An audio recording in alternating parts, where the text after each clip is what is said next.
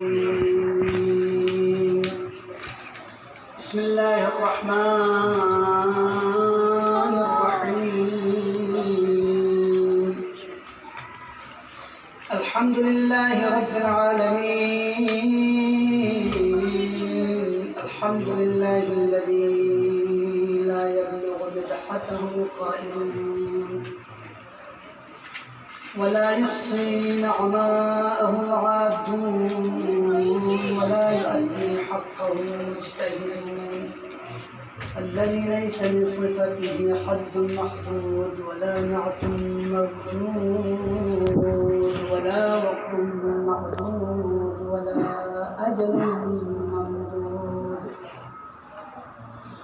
فطر الخلائق بقدرته ونشر الرياح برحمته ووتد بالصخور ميدان أرضه ثم الصلاة والسلام على البشير النذير السراج المنير الذي دنا فتدلى فكان قاب قوسين أو أدنى الذي سمي في السماء بأحمد وفي الأرضين أبي القاسم محمد اللهم صل على محمد وآل محمد وآله الطيبين الطاهرين سيما بقية الله في الأرضين روحي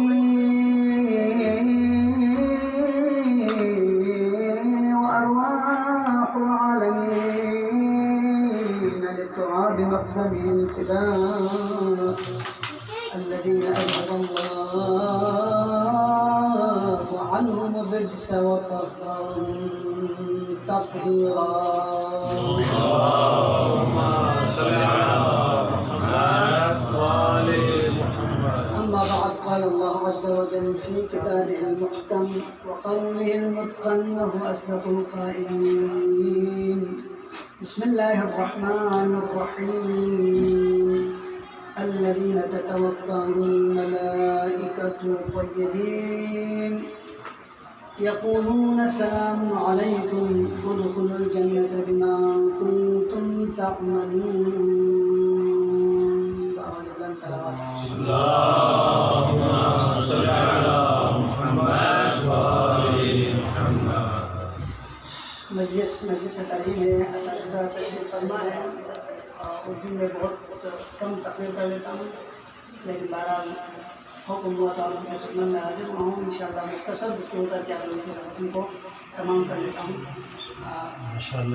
یقیناً مجلس تعلیم میں عادتاً موت اور حیات مکتب اہل بیت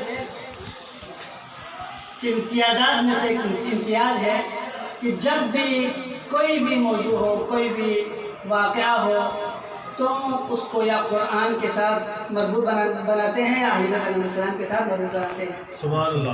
لہٰذا قرآن و اہل بیت کے جو فرامین ہیں اس سے ہم متمسک رہیں اور اس کو اپنی سیرت اور عملی جامہ پہنا کے جس مقصد کے لیے رب ذوالجلال نے ہمیں خلق کیا ہے اس مقصد کے حصول میں کامیابی حاصل کر سکیں. سبحان اللہ. سبحان اللہ. قرآن مجید کی معروف و مشہور آیت الذین تتوفاہم الملائکہ. موت کے بارے میں آپ سب جانتے ہیں موت کی مختلف قسمیں ہیں. موت کبھی نباتات وغیرہ سے جو طاقت ہے نمو ہے اس کو سلب کرنے کو بھی موت سے تعبیر کیا گیا ہے. هو الذی یحیی الارض بعد موتها. زمین میں جو نباتات وغیرہ ہیں وہ مرنے کے بعد خداوند عالم اس کو دوبارہ زندہ کر لیتے ہیں.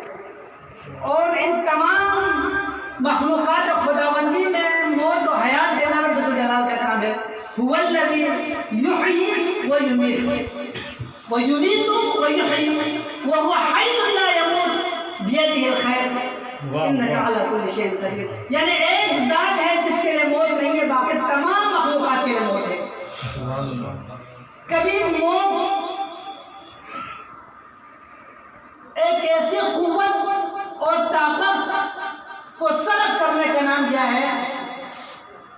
جو جہالت سے تعبیر کرتے ہیں، اور کبھی موت تعبیر قرآن مجید کی مختلف آیات میں مختلف انداز سے خود احساس کے چلے جانے کو بھی، احساس کی طاقت کو چھیننے کو بھی بہت سے تعبیر کیا، جیسے کہ حضرت مریم علیہ السلام کے بارے میں قرآن میں یا لیتنی مت قبل ھذا، وہاں پہ احساس کر رہی تھی جناب مریم سلام اللہ علیہا، تو خداوند عالم سے موت کو طلب کیا، موت کا طلب کرنا یہاں پر احساس کو صرف کرنے کے حوالے سے مختلف تعبیرات قرآن مجید میں ہوئی ہے۔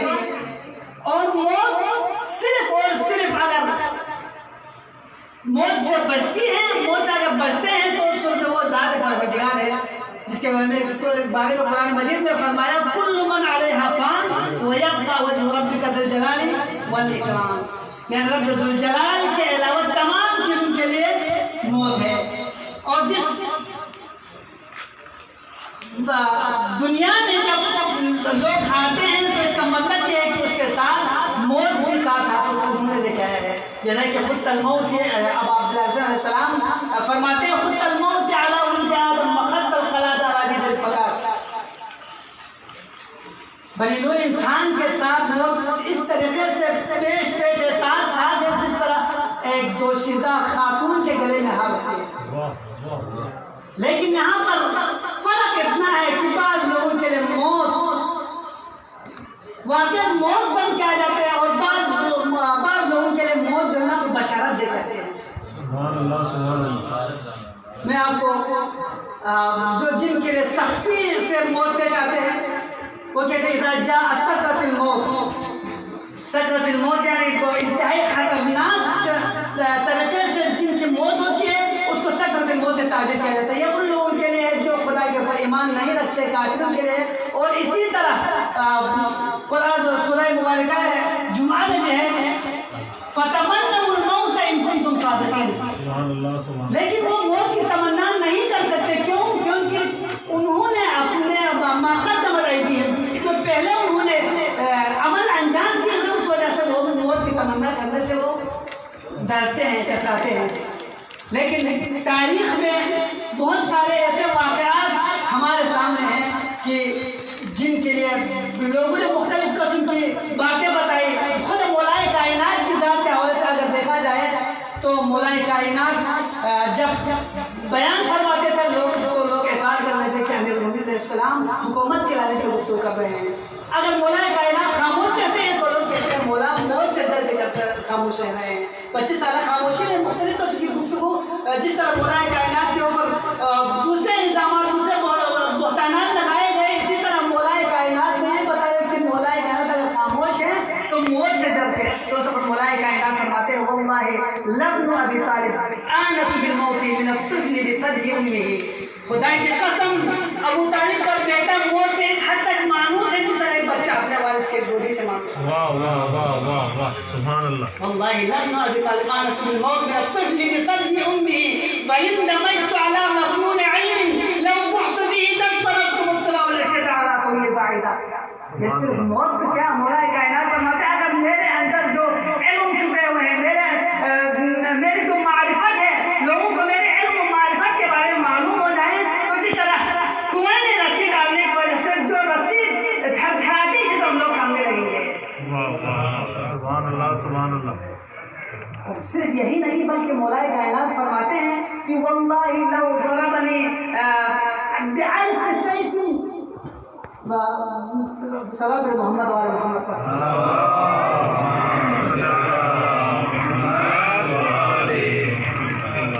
ان قتلی بألف سیف اوہن من موت الفراش۔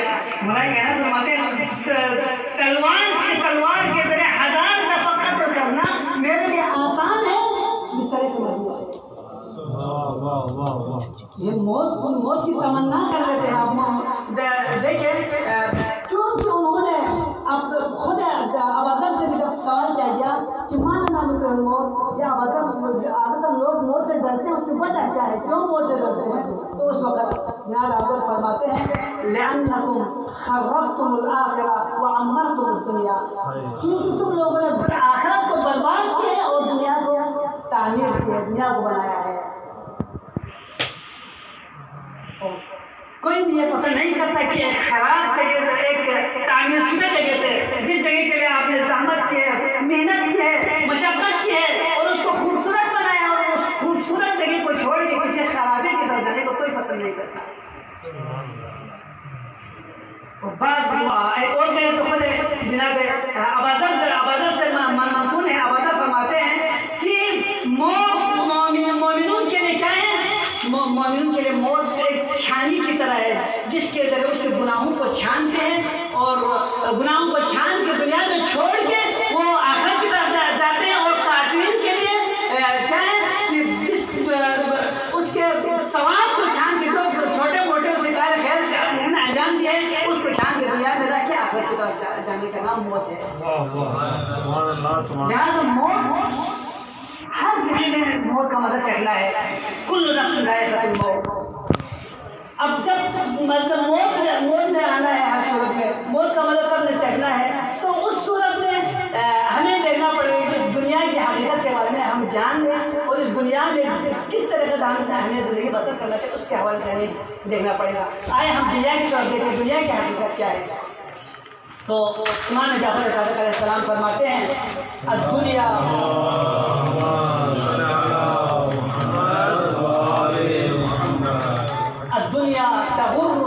تغر و تمر.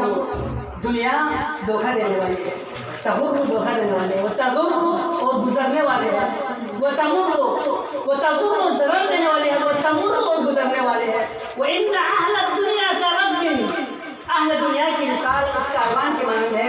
بَيْنَهُمَا حَلٌّ لِلصَّاحِبِ سَائِقُهُ فَارْتَحِلُوا. جب وہ کاروان چلتے چلتے جب تھک جاتے ہیں تو ایک جگہ پہ وہ آرام کرنے کی نیت سے بیٹھنے لگتا ہے، تو سالار کاروان کہتے ہیں کہ تمہارے ٹھہرنے کی جگہ نہیں ہے، چلے جائیں یہاں سے رخت سفر باندھ دیں، کیونکہ یہ تمہارے گزرگاہ ہے. اس سے مولائے کائنات نہج البلاغہ میں بھی بہت سارے مقامات پہ فرماتے ہیں کہ الدنیا خلقت لغیرها ولم تخلق لنفسها. دنیا کسی اور چیز کے لیے خلق کی ہے، اپنے لیے خلق نہیں کی ہے. الدنیا دار البلاء وليس دار المکافات. احادیث بہت ساری وارد ہوئے ہیں دنیا کے بارے میں. لہذا دنیا مزرعہ آخرت ہے. حدیث کی روشنی میں ہمیں معلوم ہوتا ہے دنیا اپنے لیے نہیں ہے. لہذا اس دنیا، لیکن اس کا مطلب یہ بالکل بھی نہیں ہے کہ آپ جو ہے دنیا کو تاریخ دنیا بن کے آپ دنیا کو چھوڑ کے روحانیت اختیار کر لیں.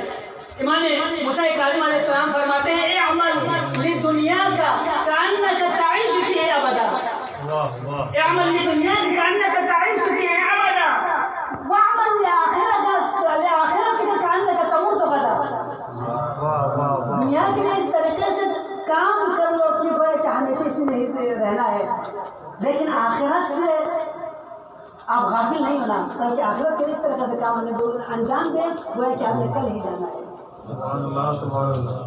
موت کے بارے میں انسان نہیں جانتا کب موت میں آنا ہے. بہت سارے یہ کہتے ہیں کہ ہم ابھی عمر باقی ہے، ابھی جوانی ہے، جبکہ موت کے لیے اذا جاء اجلهم لا يستأخرون ساعة ولا يستقدمون. جب وقت مقررہ آ جاتی ہے تو اس وقت میں وقت مقررہ آ جاتا ہے تو اس وقت میں موت کے ذرہ برابر آپ کو مہلت دی جائے. اسی لیے امام جعفر صادق علیہ السلام سے سوال کیا گیا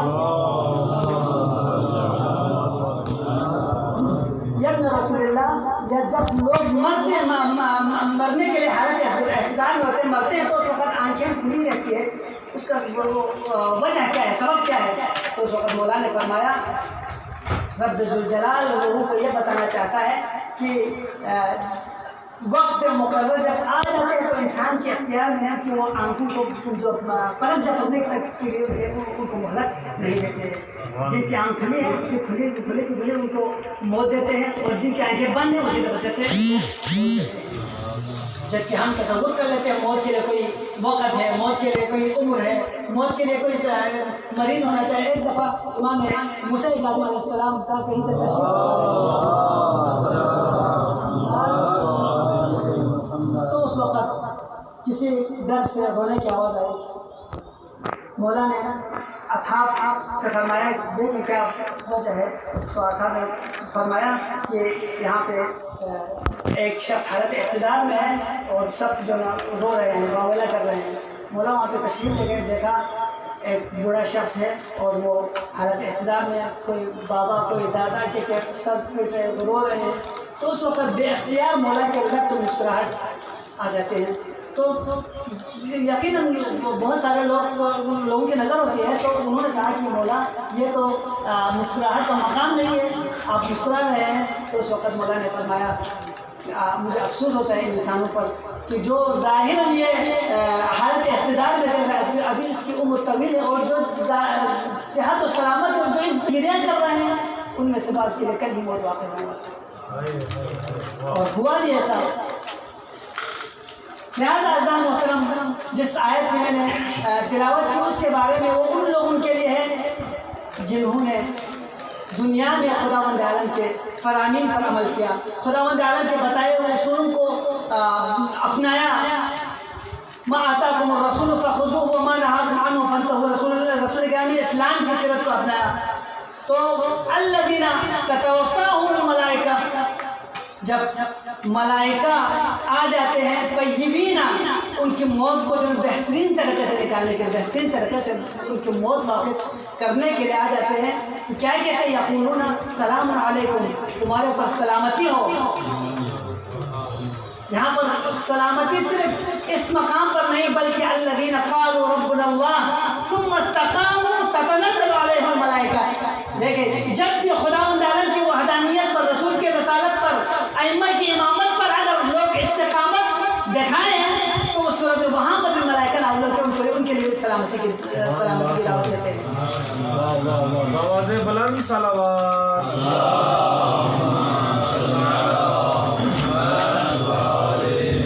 یقولون سلام علیکم ادخلوا الجنة بما کنتم تعملون، جنت میں آرام سے داخل ہو جائیں. استقبال کر رہے ہیں، ملائکہ ان کے لیے بشارت دے رہے ہیں.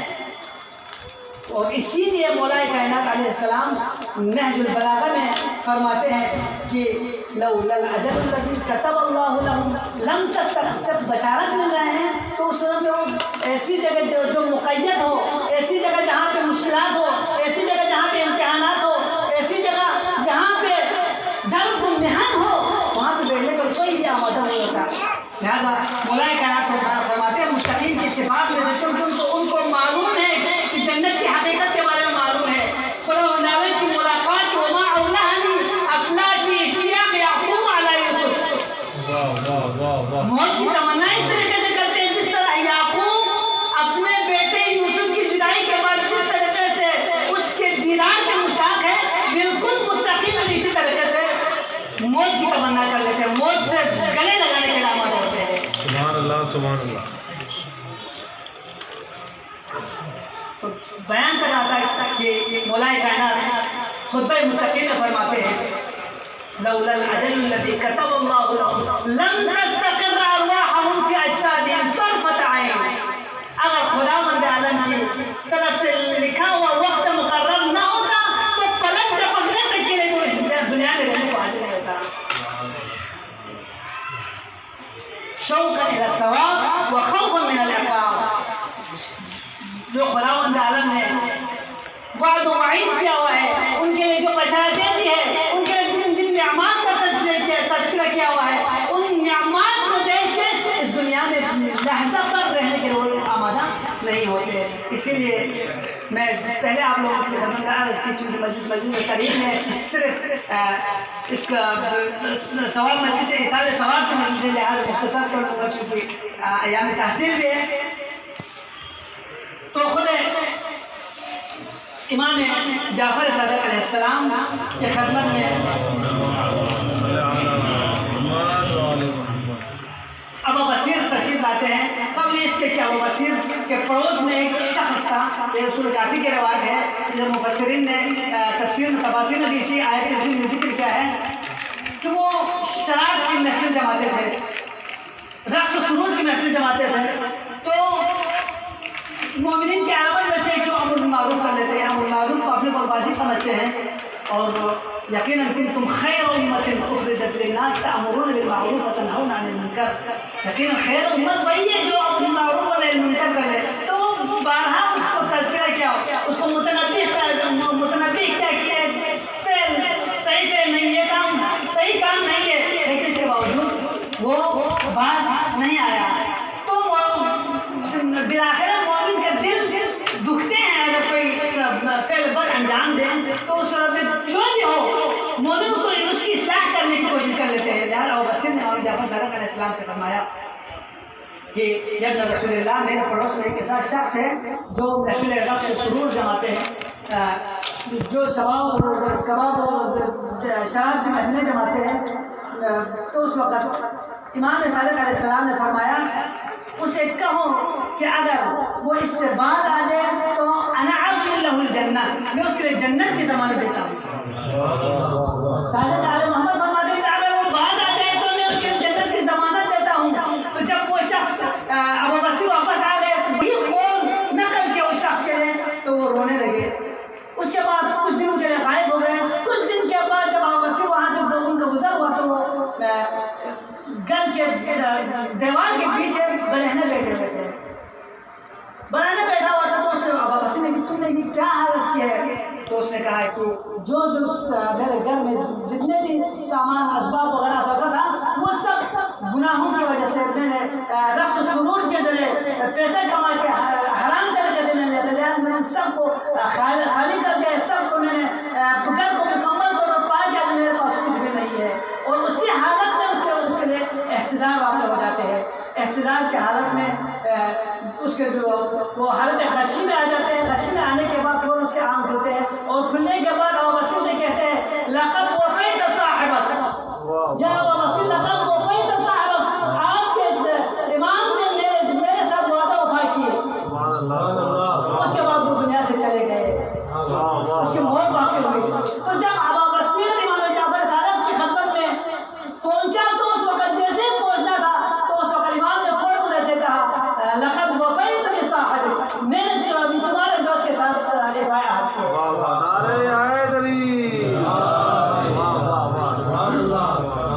لہذا جب اس طریقے سے جس کو ائمہ معصومین ضمانت دے، جنت کی بشارت دے، تو آئے وہ یقیناً ملائکہ ان کے اوپر نازل ہوں گے اور وہ جنت کے مشتاق بھی ہوں گے.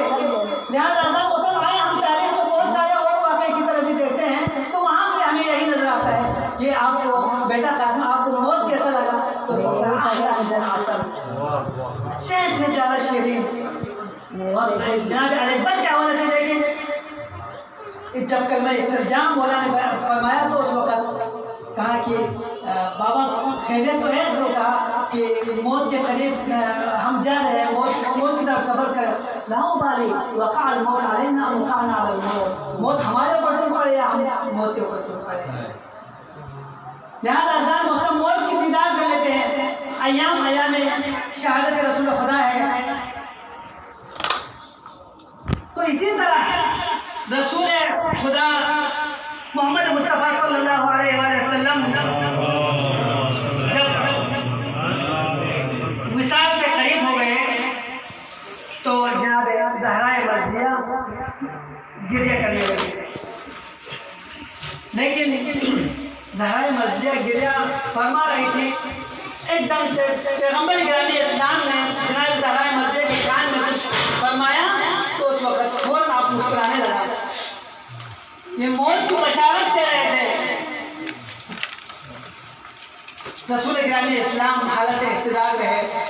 دق الباب ہوتے ہیں، میں آپ لوگوں کے ساتھ وعدے کیا مختصر کرنے کے حوالے سے دق الباب ہوتے ہیں. تو اس وقت جناب زہرائے مرضیہ سلام اللہ علیہا کے دل دکھتی ہے. رسول گرامی اسلام کو چھوڑ کے کہتے ہیں کہ بابا کی طبیعت ٹھیک نہیں ہے، آپ واپس چلے جائیں. تب پھر تک خواب ہوتے ہیں. زہرائے مرضیہ پھر عرض کرتے ہیں کہ میرے بابا کی طبیعت ٹھیک نہیں، میں نے کہا نا آپ واپس چلے جائیں. اللہ اکبر. جب تیسری مرتبہ شدید طریقے سے خواب ہوئی تو اس وقت رسول گرامی اسلام نے فرمایا بیٹی کیا ماجرا ہے؟ تو اس وقت زہرائے مرضیہ گریہ فرماتے ہوئے عرض کرتے ہیں بابا ایک مسافر ہے، 3 دفعہ اس نے تقربات کی، میں نے کہا کہ واپس چلے جائیں، لیکن اس دفعہ شدید طریقے سے تقربات